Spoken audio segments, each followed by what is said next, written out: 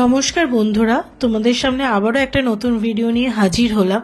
আজকের ভিডিওটি হচ্ছে ব্যান্ডেল চার্চ ও ইমামবাড়া।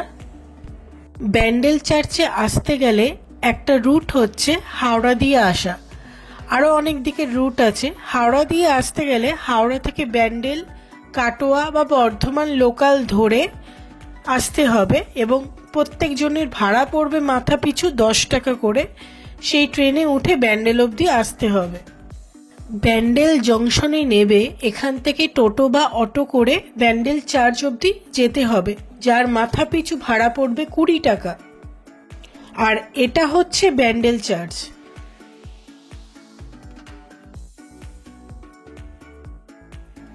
ব্যান্ডেল চার্চে ঢুকতে গেলে সাইডে দেখো মেয়েদের মাথার হেয়ার ব্যান্ড, ক্লিপ এগুলো বিক্রি হচ্ছে, খুব সুন্দর লাগছে, ভালোই ভিড় আছে।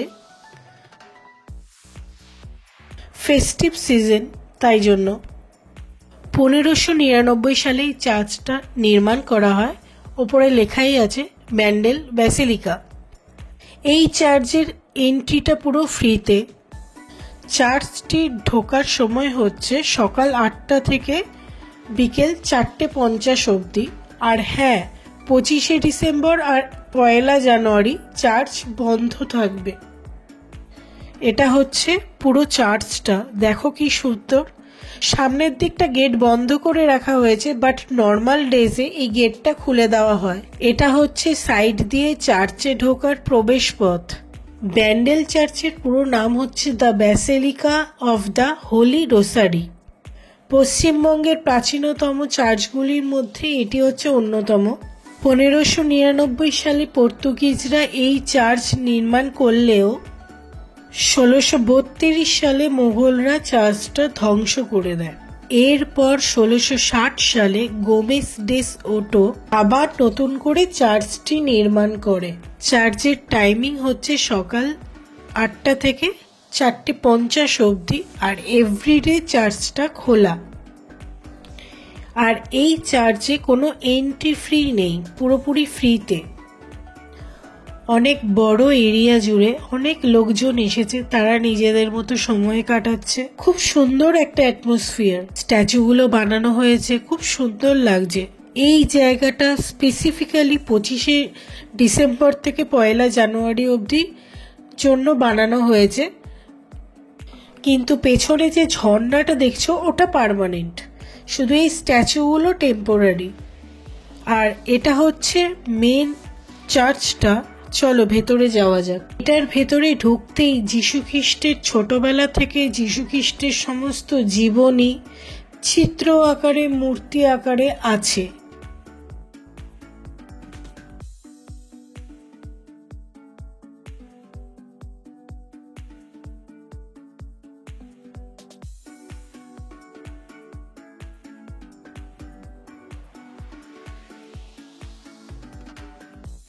প্রত্যেকটা চিত্রের জীবন কাহিনী যিশুর সবকিছু তুলে ধরেছে, এবং নিচে বাংলাতে আর হিন্দিতে তার চিত্রের যে ডেফিনেশন, এই চিত্রটার কি মানে, সেই মানেগুলো লিখে দেওয়া হয়েছে।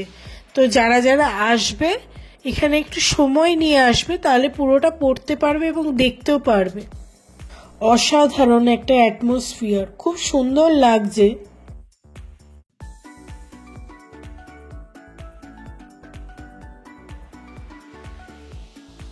সামনে একটা যীশুখ্রিস্টের ছোট মূর্তি এবং তাতে লেখা আছে প্রভু আমার, ঈশ্বর আমার। আর তোমাদের সুবিধার্থে আমি আরেকটা ইনফরমেশন দিচ্ছি, যারা যারা শিয়ালদা স্টেশন থেকে ব্যান্ডেল চার্চে আসতে চাও তাদের জন্য ডাইরেক্ট ট্রেন আছে। অনেকেই হয়তো জানে না, কিন্তু ডাইরেক্ট ট্রেন আছে।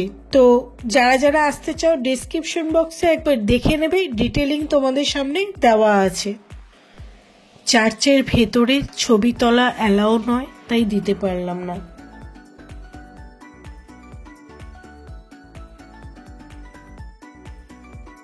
এটা একটা প্রার্থনার স্থান, অনেক লোক এসেছে, প্রার্থনা করছে, মোমবাতি জ্বালাচ্ছে, তাদের মনস্কামনা জানাচ্ছে।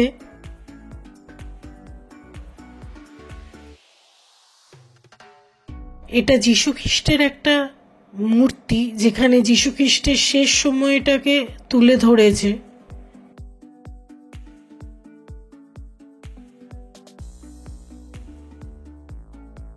এই জায়গাটাতে মানুষেরা কয়েন ফেলে তাদের মনস্কামনা জানাচ্ছে এবং জলের মধ্যে কয়েনটা ফেলে দিচ্ছে।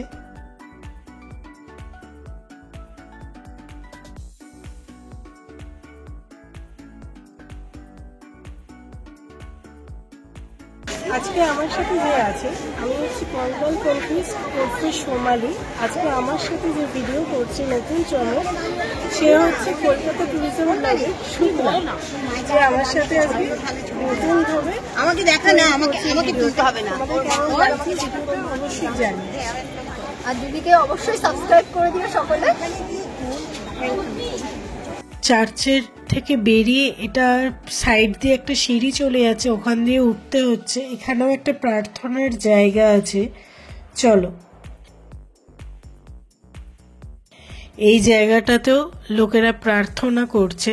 জায়গাটাতে ছবি তোলা অ্যালাউ না, তাও আমি তোমাদের সামনে তুলে ধরলাম। দেখো কি সুন্দর, যীশু খ্রিস্ট তার মায়ের কোলে। এখানেও প্রার্থনা করার জায়গা রয়েছে। ভিডিওটি ভালো লেগে থাকলে প্লিজ চ্যানেলটা সাবস্ক্রাইব করো, বেল আইকনটা প্রেস করতে ভুলো না। ফেসবুকের চ্যানেলটা ফলো করে দাও, আর ইনস্টাগ্রামেও ফলো করে দাও।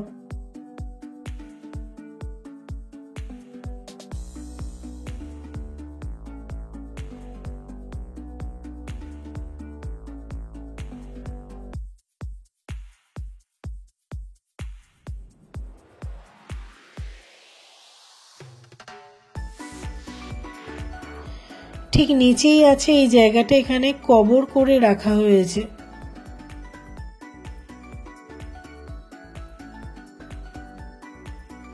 চার্চে ঢোকার মুখে একটি কাচের বাস্কে সযত্নে রাখা রয়েছে ৩৫ ফুট লম্বা একটি জাহাজের মাস্তুল। এখানে তার ইতিহাসটা বিস্তারিতভাবে লেখা আছে। কথিত আছে বঙ্গোপসাগরে এক পর্তুগিজ জাহাজ এক প্রবল ঝড়ের মুখে পড়েছিলেন। মাতা মেরি সেই জাহাজটিকে রক্ষা করেছিলেন। কৃতজ্ঞতা স্বরূপ জাহাজের ক্যাপ্টেন জাহাজের মাস্তুলটি গির্জায় দান করে। এটি এখন জাতীয় সম্পদ হিসেবে ভূষিত হয়েছে। কি বিশাল দেখো। এরপরে যেটা ভিজিট করব সেটা হচ্ছে ইমামবাড়া। ব্যান্ডেল চার্চ থেকে বেরিয়ে অটো কিংবা টোটো ধরে মাথাপিছু ৩০ টাকা করে নেয় এই ইমামবাড়াতে আসতে। ইমামবাড়ায় ঢুকতে গেলে টিকিট কাটতে হয়। টিকিটের প্রাইস হচ্ছে ২০ টাকা মাথাপিছু। সুন্দর একটা জায়গা, বাইরের স্ট্রাকচারটাও দারুণ। এটার ইতিহাসটাও তোমাদের সামনে তুলে ধরবো। বিখ্যাত ইমামবাড়া তৈরি করে মোহাম্মদ মহসিন। এর কাজ শুরু হয়েছিল 1841 সালে আর শেষ হয় 1861 সালে। তাহলে বুঝতেই পারছো হুগলির এই ইমামবাড়া তৈরি করতে লেগেছিল প্রায় 20 বছর।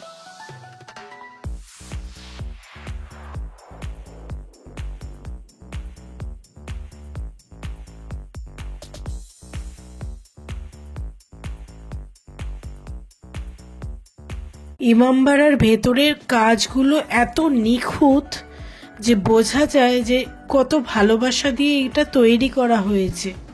এক একটা পিলার খুব সুন্দর কাজ করা, ডিজাইনগুলো দারুণ।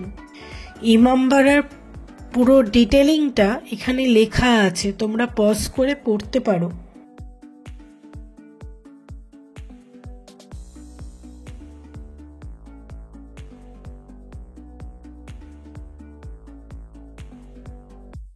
দেখো কত বড় একটা ঘড়ি।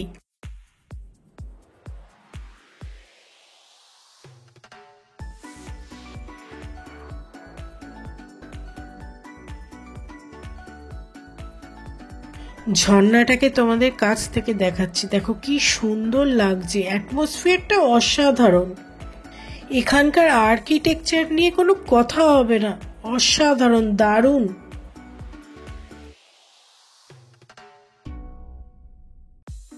আমারও একটা দারুণ এক্সপিরিয়েন্স হচ্ছে।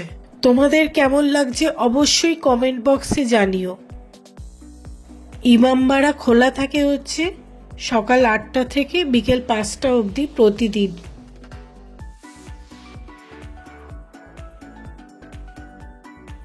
কি বিশাল দরজাগুলো দেখেছো? ভেতরটা ক্যামেরা অ্যালাউ না, তাই তোমাদের সামনে তুলে ধরতে পারলাম না। দেয়ালের সাইডে ব্লু কালিতে উর্দুতে কি লেখা আছে সেটাও দেখিয়ে দিচ্ছি তোমাদের। এবারে যাব হচ্ছে এখানকার মূল আকর্ষণ ক্লক টাওয়ারে। ক্লক টাওয়ারে ওঠার জন্য এখানে ছেলে আর মেয়েদের জন্য আলাদা আলাদা সিঁড়ি রয়েছে। মোট 152টা সিঁড়ি ওঠার পর আমরা ফাইনালি পৌঁছাবো ক্লক টাওয়ারের একেবারে ওপরে।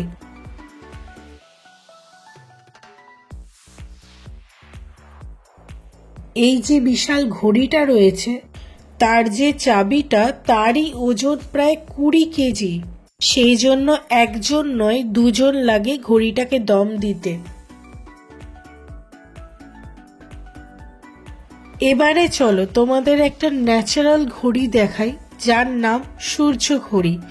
কেন এই সূর্য ঘড়ির নাম হয়েছে তারও একটা ইতিহাস আছে। দেখো কত টুরিস্ট এসেছে দূর দূর থেকে। শীতের আমেজটাই আলাদা, সবাই নিজেদের মতো একটুখানি সময় কাটাচ্ছে।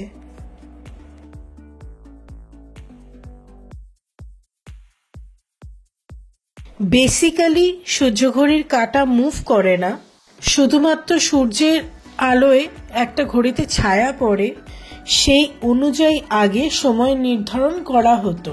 তোমরা এই ভিডিওটা দেখে জানাও কে কে ব্যান্ডেল চার্চ গেছো, ইমামবাড়া গেছো, আর কারা কারা যাওনি। যারা যারা যাওনি অবশ্যই ভিডিওটা দেখো এবং দেখার পরে অবশ্যই সেখানে ভিজিট করো। আশা করি তোমাদের খুব ভালো লাগবে।